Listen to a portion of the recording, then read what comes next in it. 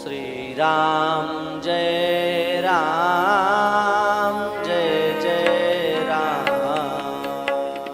श्री सीता रामचंद्र भगवान की जय। हमारा भारतवर्ष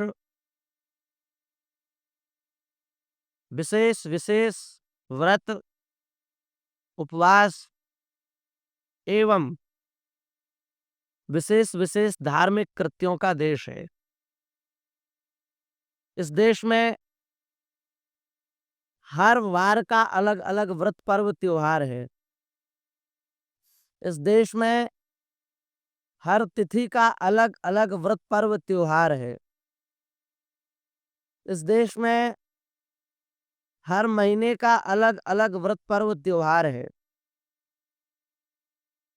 भारतवर्ष में जितने उत्सव, जितने व्रत, जितने पर्व मनाए जाते हैं, हम विश्वास पूर्वक कह सकते हैं विश्व के किसी भी देश में न उतने व्रत हैं, न उतने पर्व हैं, न उतने त्योहार हैं।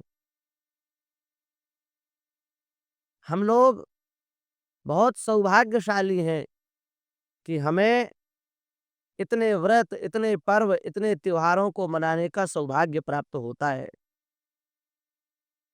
हमारे सौभाग्य की प्रशंसा देवता भी करते हैं और वो भी कहते हैं कि भारतवर्ष में नाना प्रकार के व्रत, नाना प्रकार के पर्व, नाना प्रकार के त्योहार हैं। न यत्र वैकुंठ कथा सुधापगा न साधवो भागवतास्तदाश्रयाः न यत्र यज्ञेश मखा महोत्सवा सुरेश लोकोपि न वै ससेव्यताम्। ये बात इसी का प्रमाण है ये श्लोक। लेकिन हम लोगों का दुर्भाग्य ये है कि हम लोग उसके बाद भी पाश्चात्य व्रत पर्व त्योहारों को मनाते हैं। ये हमारा दुर्भाग्य है और ये जो दुर्भाग्य है ये बहुत पुराना नहीं है। जब से हम पश्चिम की दौड़ में दौड़ रहे हैं, पाश्चात्य की दौड़ में दौड़ रहे हैं, तभी से हमारा ये दुर्भाग्य उदित हुआ है। प्राय हम एक बात कहा करते हैं कि पश्चिम में तो जाकर के सूरज भी डूब जाता है। तुम पश्चिम की ओर भागोगे तो कहाँ तक प्रकाश करोगे, कहाँ तक अपने प्रकाश को फैला पाओगे? पश्चिम में तो सूरज डूब गया, पश्चिम में तो सूर्य नारायण भी डूब जाते हैं। तुम पश्चिम का यदि अंधानुकरण करोगे तो कहाँ तक प्रकाश फैला पाओगे, कहाँ तक दिशा दशा दे पाओगे समाज को? लेकिन नहीं भाई, हम अपने व्रत पर्व त्योहारों को मनाएं या ना मनाएं, हमें अपने दीपावली मनाने में, पटाखा फोड़ने में समस्या हो सकती है, लेकिन अब नया वर्ष मनाने के लिए लोग पटाखा फोड़ेंगे, उसमें किसी को समस्या नहीं होगी। मुख्य विषय हमारा ये है कि आज हम लोग नए वर्ष को मनाने की तैयारियां कर रहे हैं। पूरा भारत नए वर्ष को मनाने के उत्साह में है। लेकिन हम आपसे प्रश्न करते हैं कि नया शब्द का अर्थ क्या होता है? जब कोई नया कार्य हो, नई वस्तु हो, नया उद्योग हो, नए किसी प्रकार की वस्तु का निर्माण हो रहा हो, तभी ना उसको नया कहा जाएगा। ये आपने इसको नया वर्ष घोषित कर दिया, क्या समझ करके आपने इसको नया वर्ष घोषित किया? इसमें कौन सी नवीनता है? जो कोहरा दिसंबर में पड़ रहा है वही जनवरी में पड़ेगा, जो ठंड दिसंबर में पड़ रही है वही जनवरी में पड़ेगी। किस बात की नवीनता यहाँ है? यहाँ नवीनता नहीं है। और विशेष बात तो यह है कि संपूर्ण विश्व अपने अपने अनुसार अपना अपना, अपने अपनी मान्यता और परंपरा के अनुसार अपने अपने यहाँ का नया साल मनाता है। जापान में 29 दिसंबर से 3 जनवरी तक नया वर्ष मनाया जाता है।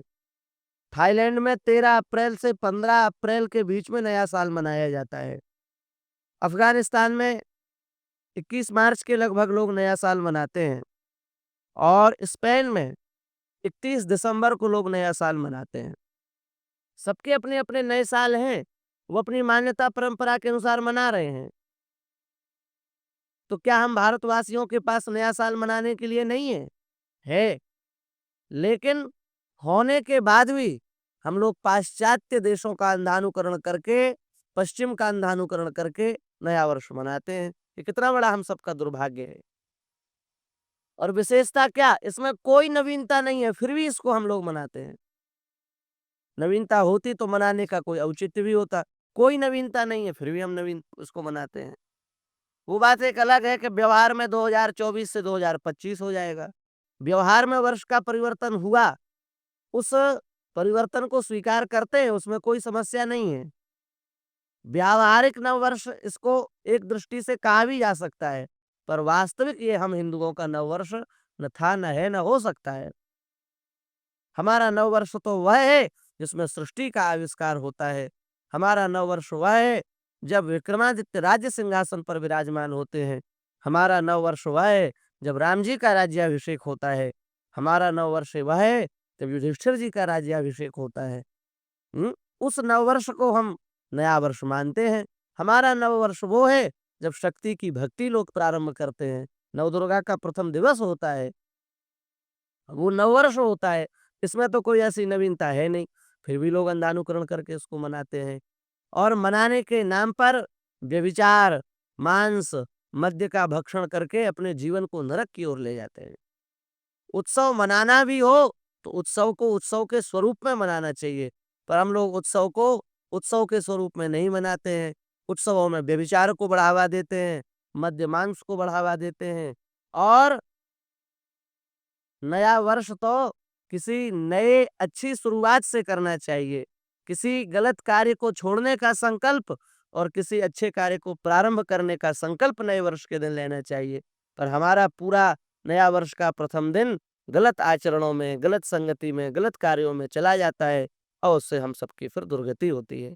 इसलिए हमारी प्रार्थना है, इसमें कोई नवीनता नहीं है। व्यावहारिक धरातल पर इसको नया वर्ष हम मान सकते हैं, व्यावहारिक नववर्ष ये हो सकता है, लेकिन इस पर हम खुशी मनावें, इस पर हम उत्सव मनावें, इसका हम जश्न मनावें, इसकी कोई आवश्यकता नहीं है। फिर भी भैया किसी की बहुत विशेष इच्छा हो, नहीं हमको तो मनाना ही है, तो कम से कम सात्विक परंपरा के अनुसार किसी संत महापुरुष का दर्शन करें, गोग्रास निकालें, गाय को भोजन दें, ब्राह्मणों को भोजन दें, संतों को भोजन करावें, ठाकुर जी के दर्शन करें, ठाकुर जी की सेवा पूजा करें। इस प्रकार से भी तो नया वर्ष मनाया जा सकता है। हम तो प्रश्न करते हैं कि अभी नया वर्ष आ रहा है, लोग खूब धूमधाम से पटाखे फोड़ेंगे, अब प्रदूषण की चिंता किसी को नहीं होगी। और अभी दीपावली में पटाखे फोड़े तो बड़े बड़े हीरो के नाम पर जीरो लोग आकर के ज्ञान दे करके चले गए। इसलिए नवीनता ना होने के कारण नया वर्ष मनाने की आवश्यकता नहीं है। और हम लोग सभी लोग जो हिंदू सनातनी भारतीय नववर्ष है, उस नववर्ष को प्रेम से मनाते हैं, उसी को हम लोग मनाएंगे और उसी को हमें अपनी परंपरा के अनुसार मनाना भी चाहिए। हम लोग केवल प्रेरणा दे सकते हैं, हम लोग केवल दिशा दे सकते हैं। करना है या नहीं करना है, यह आपके ऊपर है, किसी पर कोई प्रतिबंध नहीं है। आप सब समझदार हैं, अपनी बुद्धि के अनुसार धर्माधर्म का निर्णय करते हुए विचार करें और नए वर्ष को मनाए या ना मनाए वो आपकी स्वतंत्रता है। अपना तो कहना कर्तव्य है, सो अपन ने कह दिया। श्री वृंदावन बिहारी लाल की जय।